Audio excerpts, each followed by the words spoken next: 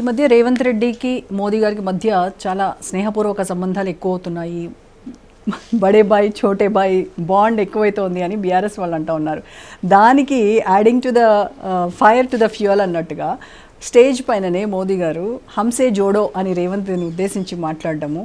So ఇవన్నీ ఒకదానికొకటి inter related. ఏం చెప్తారు సార్? ఇప్పుడు federal system of governance in భారతదేశంలో ముఖ్యమంత్రి గారు నేను మోడీ గారి పర్యటన ముందు ఒక 4-5 రోజుల ముందు కలిసినప్పుడు అసలు పోవాలా వద్దనే చర్చ. కేసీఆర్ గారు ఒరిజినల్గా బీజేపీతో మిలాఖతలు ఉండే. మనం హోల్ ఎపిసోడ్ చూసుకుంటే ప్రతి అంశంలో బీఆర్ఎస్ ఎంపీస్ అప్పుడు ఓటేశారు. President of India election, vice president of India election, speaker, triple తలాకు, రైతు వ్యతిరేక చట్టాలు అన్నిటికీ వేశారు. వాళ్ళు పక్కా ఫిక్సింగ్లో ఉండే. ముఖ్యమంత్రి గారు మేము కూర్చున్నప్పుడు, ప్రధానమంత్రి వచ్చినప్పుడు డాష్ షేర్ చేసుకోవద్దన్నప్పుడు నేను కూడా one of the person to advice చేసుకోవాలి. వారు ప్రధానమంత్రికి మన రాష్ట్రానికి వస్తున్నారు, మీరు ముఖ్యమంత్రి కలవాలి. ఇది ఫెడరల్ సిస్టమ్ ఆఫ్ గవర్నమెంట్. ఆయన బీజేపీ మెంబర్ కావచ్చు, మీరు కాంగ్రెస్ మెంబర్ కావచ్చు, బట్ కలిసి రాష్ట్రానికి రావాల్సిన డెవలప్మెంట్ ప్రాజెక్ట్స్ కానీ, వెల్ఫేర్ ప్రాజెక్ట్స్ కానీ, పెండింగ్ ప్రాజెక్ట్స్ కానీ అడగాలి, తీసుకోవాలి. కేసీఆర్కి ముఖం చాటేసి బయటకి ముస్లిం ఓట్లు దెబ్బతింటాయని బయటకి ముఖం చాటేసి నటించి లోపైక ఒప్పందాలు ఉండే. మనకు అవసరం లేదు, కలుద్దామని కలవాలని చెప్పినాను కూడా నేనే. కలిశారు. ఆయన లైటర్ వేలుగా చలో అంశ చూడు అటు ప్రధానమంత్రిగా అటు అనకూడదు అన్న ఒక పెద్ద ఆయనలాగా అంశ చూడు కామవుతే అని అంటాడు. దానికి రేవంత్ రెడ్డి గారు స్మైల్ ఇచ్చారు. అంతకే అది ఎవరి పార్టీ వారికి ఉంటుంది. అంటే కేంద్రంలోనేమో రాహుల్ వర్సెస్ మోదీ నడుస్తూ ఉంటుంది, ఇక రాష్ట్రానికి వచ్చేసరికేమో హంసే జోడో అంటే ఇద్దరం కలిసి నడుద్దామన్నారా, ఆయన బీజేపీతో కలిసి నడవమన్నారా? ప్రభుత్వాలు పెద్దన్న పాత్రలో కేంద్ర ప్రభుత్వం ఉన్నట్టు ప్రధానమంత్రి ఉండాల్సిందే. ముఖ్యమంత్రులు ప్రధానమంత్రిని కలుస్తారు, కలిసి రావాల్సిన విషయాలు అడుగుతారు. ఎలక్షన్ వచ్చినప్పుడు ఎవరి పార్టీ వారికి ఉంటుంది. రేవంత్ రెడ్డి గారికి ఏం అవసరం ఉంది? ఇప్పుడు బీజేపీలో చేరాల్సిన అవసరం ఉంది. వాళ్ళ జీవితంలో జెడ్పీటీసీ నుంచి మొదలై ఇప్పుడు ముఖ్యమంత్రి అయినారు. కాంగ్రెస్ పార్టీ వాళ్ళని కదా. రాహుల్ గాంధీ, ఖర్గే, సోనియా గాంధీ గారు వాళ్ళ ఆశీర్వాదంతోనే ముఖ్యమంత్రి అయినారు. కాంగ్రెస్ పార్టీ అవకాశం ఇచ్చింది ఆయనకి. ఆయన బీజేపీలో ఏం చేస్తాడు? ఇంకేముందట చేస్తానికి. సరే, ఇది కింద సర్క్యులేట్ చేసి కొంత పార్టీని వీక్ చేద్దామని టీఆర్ఎస్ వీళ్ళు చేస్తున్నటువంటి చౌకబారు విమర్శలు తప్ప ఏముండదు దీంట్లో. అంటే తన సీట్ కాపాడుకోవడం కోసము రాష్ట్ర ఆదాయాన్ని ఢిల్లీకి దోచిపెడుతున్నారు. ఇప్పుడు ఆర్ఆర్ ట్యాక్స్ నడుస్తోంది. ఇప్పుడు రీసెంట్గా ఆర్పీ ట్యాక్స్ కూడా అంటున్నారు. రాహుల్ గాంధీ ప్రియాంక ట్యాక్స్ నడుస్తోంది అని చెప్పేసి ప్రతిపక్షాలు అంటున్నారు. ఇప్పుడు ప్రతిపక్షాలు పసలైన ఆరోపణలు చేస్తూ ఉంటాయి. రాహుల్ గాంధీని దగ్గరికి వెళ్ళి చూసినవాడు వాళ్ళకి అర్థమవుతుంది రాహుల్ గాంధీ అంటే ఏంటి అనేది. రాహుల్ గాంధీ గారి యొక్క కుటుంబము అంటే మోతీలాల్ నెహ్రూ నుంచి ఇప్పటి వరకు త్యాగాలు చేశారు. ఆస్తులు పోగొట్టుకున్న తప్ప ఆస్తులు సంపాదించలే. మీకు తెలుసా కాంగ్రెస్ ఏఐసిసి అకౌంట్లో ఎంత డబ్బు ఉందో? ఇలా బీజేపీ పార్టీ అకౌంట్ ఎంత డబ్బు ఉంది? బీజేపీ అకౌంట్లో ఉన్నంతలో మాకు 5% కూడా లేదు. రాహుల్ గాంధీ ఏ రోజు కూడా డబ్బు ఎంట పోడు కూడా. చాలామంది తెలియదు, మేము దగ్గరికి వెళ్ళి చూస్తాం కదా ఆయన్ని. చాలా సింపుల్ అండ్ ప్లెయిన్ మ్యాన్. కుతంత్రాలు, ఈ కుయుక్తులు ఇవేం తెలియవు. ఒక సిద్ధాంతాన్ని నమ్మితే దానికోసం గట్టిగా నిలబడతాడు. ఆయనకి ఏం చేసుకుంటాడు? డబ్బులు తీసుకొని పెళ్ళే చేసుకోకుండా దేశం కోసం ఉన్నటువంటి వ్యక్తి. ఆనాడు మోతీలాల్ నెహ్రూ గారు డబ్బు ఇవ్వకుంటే స్వాతంత్ర ఉద్యమం నడిచేదా? నెహ్రూ గారు వాళ్ళ ఆస్తులు ధరావతం చేయకుంటే స్వాతంత్ర ఉద్యమం నడిచేదా? ఇవాళ ఒక చిన్న టెంట్ వేసి మనం ధర్నా చేయాలంటే ₹1,00,000 అవుతాయి. ఆ రోజు కూడా ఎంత డబ్బు పెట్టి ఉంటుంది వాళ్ళ కుటుంబం. ఆస్తులను పోగొట్టుకున్న కుటుంబం. ఆస్తులే కాదు, ప్రాణాలు పోయినాయి కదా. ఇందిరాగాంధీ ఎందుకు చావాల్సి వచ్చింది? దేశంని పటిష్టంగా ఉండాలని కదా. రాజీవ్ గాంధీ ఎందుకు హత్యకు గురయ్యాడు? ఏం మిగిలింది పాపం వాళ్ళ కుటుంబంలో? అందరూ పోయారు, దేశం కోసం పోయారు కదా. ఇవాళ ఇంత గొప్పగా మాట్లాడుతున్న బీజేపీ, టీఆర్ఎస్ ఎవరన్నా వాళ్ళ ఇళ్లలో ఎవరన్నా త్యాగం చేశారా దేశం కోసం? బీజేపీ పార్టీ కనీసం స్వాతంత్రంలో భాగం ఉందా? ఆ రోజు బ్రిటిష్ వారు ముద్దన్న వాళ్ళే కదా వీళ్ళంతా. రాహుల్ గాంధీ గారు ఎవ్వరు మాట్లాడినా ఈ పసలైన ఆరోపణలు తప్ప రాహుల్ గాంధీ అనేటువంటి శక్తి ఏ రోజు డబ్బు వెనుకపోడు. ఆస్తులు, డబ్బులు అస్సలు ధ్యాస లేదు. తెలియని వాళ్ళు మాట్లాడతారు. కానీ మూటలు మరి తెలంగాణ ఏం చేసుకోండి, ఎక్కడికి వెళ్ళిపోతాయి? ఎందుకు పోతాయి మూటలు? ఏం అవసరము? ప్రభుత్వం ఉంది, ఏదైనా ప్రోగ్రామ్ ఉంటే మీ ప్రభుత్వం ఉంది కదా ఏ సెషన్ ఉంది చేయండి, కొంత సహకారం చేయండి అంటారు.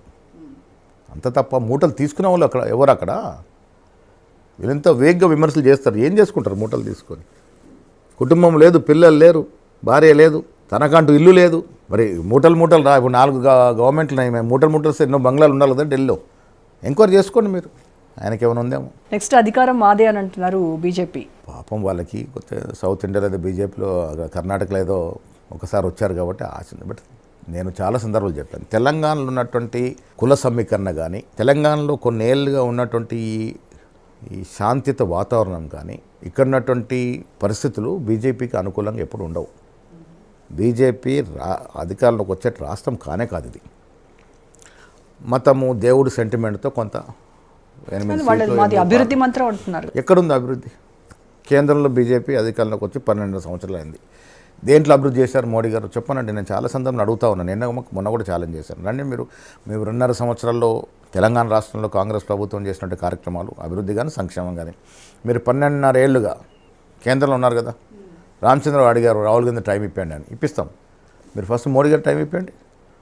2 కోట్ల ఉద్యోగాలన్నీ ఎంతమంది నిరుద్యోగులకు ఆశ చూపి మీరు అధికారంలోకి వచ్చారు. ఆనాడు పాపం ప్రజలు 2 కోట్ల ఉద్యోగాలంటే నా ఇంటికి ఉద్యోగం వస్తాను అనుకున్నారు. ఉన్న ఉద్యోగాలు బీకేశారు. ఎన్ని ప్రభుత్వ రంగ సంస్థలు, నెహ్రూ నుంచి మన్మోహన్ సింగ్ గారికి పెట్టినటువంటి ప్రభుత్వ రంగ సంస్థలన్నీ నిర్వీర్యం చేశారు. లాభాలు ఉంటే వారి అనుయులకు కట్టబెట్టుకున్నారు. వీళ్ళెవరు బీజేపీ వచ్చిన 12 సంవత్సరాల్లో సంపన్నులు ఇంకా సంపన్నులు అయ్యారు. ధనిక వర్గాలు 4 10 పెరిగారు, బీదవాడు ఇంకా పొంగిపోయాడు. ఇలా డీజిల్, కిరోసిన్, పెట్రోల్ ధరలు చూడండి. ఇంటర్నేషనల్ మార్కెట్లో క్రూడ్ ఆయిల్ ధర, మనకి పెట్రోల్ డీజిల్ వచ్చేది ఇంటర్నేషనల్ మార్కెట్ క్రూడ్ ఆయిల్ తెచ్చుకొని శుద్ధి చేసుకుంటాం. $158కి ఒక బ్యారెల్ క్రూడ్ ఆయిల్ ఉండే. ఎప్పుడు 2013-14లో మన్మోహన్ సింగ్ గారు ఆనాడు $65 పెట్రోల్ ఇచ్చారు. ఇలా ధర కొన్ని సందర్భాల్లో $25కి పడిపోయింది. ఇప్పుడు నిలకడకు $50 మీద ఉంది. $50 లెక్కేసుకుంటే ఎంత? 1/3. పెట్రోల్ ఎంత ఉండాలి ఇవాళ? 25-30 రూపాయలకు ఉండాలి. ఇలా $110కి అమ్ముతున్నారు. ఈ మధ్య వ్యత్యాసం అంతా సెంట్రల్ గవర్నమెంట్ తీసుకుంది కదా. సామాన్యుడికి ఏం ఒరిగింది? పెట్రోల్ అనేది సామాన్యుడు 2 వీలర్ మీద భార్య పిల్లలు వేసుకుని పెట్రోల్ పంపులు వెళ్ళి వాడు పెట్రోల్ పోయించుకోవాలంటే కళ్ళకు నీళ్ళు వస్తున్నాయి వాడికి. సామాన్యుడికి ఏం ఒరగలే. ఇంత రైతులు అంటారు. ఇలా 2020 ఫాస్ఫేట్, యూరియా ఏ రకంగా పెరిగినాయి? ఏ రైతుకి న్యాయం జరుగుతూ ఉంది? 1400కు 1300-1400కు ఉండే 2020, ఇవాళ 2400, 2500. ఇప్పుడు తెలంగాణలో అదే రైతు ఇష్యూ పైన మీకు నెగటివ్గా ప్రచారం చేస్తూ ఉన్నారు. రైతులకు తెలియదా యూరియా ఎక్కడికి వస్తుంది? యూరియా అనేది సెంట్రల్ గవర్నమెంట్ సప్లై. ఇండెంట్ పెట్టడమే లేట్గా పెట్టారు, సరిపోను పెట్టలేదు, లెక్కలు తప్పు చెప్పారు. ప్రభుత్వ యొక్క డ్యూటీ, కేంద్ర ప్రభుత్వ డ్యూటీ ఏ రాష్ట్రానికి పంపాల్సిన వాటా వాళ్ళు పంపాలా. ఫెడరల్ స్పిరిట్ ఇది. పంపకుండా మీరు ఆపారు. ఆ వచ్చిన కొరతలో జనానికి తెలియక ఉంటుందో ఉండదని బస్తాలు స్టాక్ పెట్టుకున్నారు. ఎన్నుకోడికి దొరకలేదు, ఇబ్బందులు అయినాయి. ఇప్పుడు యాప్ తీసుకొచ్చాం, యాప్ని కూడా విమర్శిస్తా ఉన్నాం. యాప్ ఎందుకు తీసుకొచ్చాం? ఒకటి 4 సార్లు కొంటా ఉన్నాడు, అసలు దొరకట్లేదు అని. యాప్ అయితే రికార్డ్ వస్తుంది, ఎవరికి రాలేదో వాడికే యాప్ ద్వారా కొనుక్కునే అవకాశం. యాప్ కూడా తిరుమల దర్శన టికెట్ల అయిపోతున్నాయి. టెక్నికల్ ఇబ్బందులు ఉంటే ఉండొచ్చు. బట్ స్మగ్లర్ని అరికట్టడానికి, మధ్య ధరలను అరికట్టడానికి, ఒకరికి 4 సార్లు స్టాక్ పెట్టుకుని అరికట్టడానికి పనికొస్తుంది కదా. అది నిజమైన వాడికి ఎవరైతే తీసుకోలేదో వాడికి వస్తుంది యాప్ ద్వారా. అంటే ఒక ఎకరా 2 బస్తాలకే లిమిట్ చేయడం వల్ల ఎకరానికి 2 బస్తాలు యూరియా అని అంటే ఇప్పుడు ఒక్కొక్క పంటకి యూరియా దాని ప్రకారంగా అవసరం పడుతూ ఉంటుంది. ఒకదానికి 4 ఉంటుంది, ఒకదానికి 6-7 బస్తాలు వేయాల్సి ఉంటుంది. ఇంటి కొద్ది రొట్టె. మీరు కేంద్ర ప్రభుత్వం ఇస్తే యూరియాను మనమే దాచుకోలేం కదా. రేవంత్ రెడ్డి గారు, తుమ్మల నాగేశ్వరరావు ఇంట్లో దాచుకోరు కదా. వచ్చింది పంచడమే కదా. మీరు ఇచ్చేదే తక్కువ. సరే, దానికి కారణాలు ఉండొచ్చు. ఇరాన్ యుద్ధం కావచ్చు, రకరకాల కారణాలు. అవి ఎక్స్ప్లెయిన్ చేయాలి కదా మీరు. అది చేయరు. యూరియా షార్టేజ్ ఉంది, దానివల్ల స్టేట్ గవర్నమెంట్ బ్లేమ్ చేస్తారంటే ఎట్లా? టీఆర్ఎస్ వాళ్ళు అర్థం చేసుకోవాల్సింది, ఎవరిని విమర్శించాలో వారు విమర్శించారు. ఇలా అధికారంలో ఉన్నాం ఇక్కడ కాబట్టి మమ్మల్ని విమర్శిస్తారు. అసలు పాయింట్ ఎక్కడ, అసలు మిస్టేక్ ఎక్కడ జరుగుతుంది తెలుసుకోవాల్సిన అవసరం ప్రతి ప్రతిపక్ష నాయకుడికి ఉంటుంది. కానీ బీఆర్ఎస్ ఒకటే ఆరోపణ ఏంటంటే కాంగ్రెస్ బీజేపీ 2 ఒకటే. వాళ్ళిద్దరూ కూడా పైన ఈ రకంగా విమర్శలు చేసుకుంటారు. నువ్వు కొట్టినట్టు చెయ్యి, నేను ఏడ్చినట్టు చేస్తాను. తెలివి ఉన్నవాడు ఎవరు కూడా విమర్శ చేయడు. దేశ రాజకీయ రంగంలో బీజేపీ, కాంగ్రెస్ పార్టీ అనేది 2 రైలు పట్టాలు లాంటివి.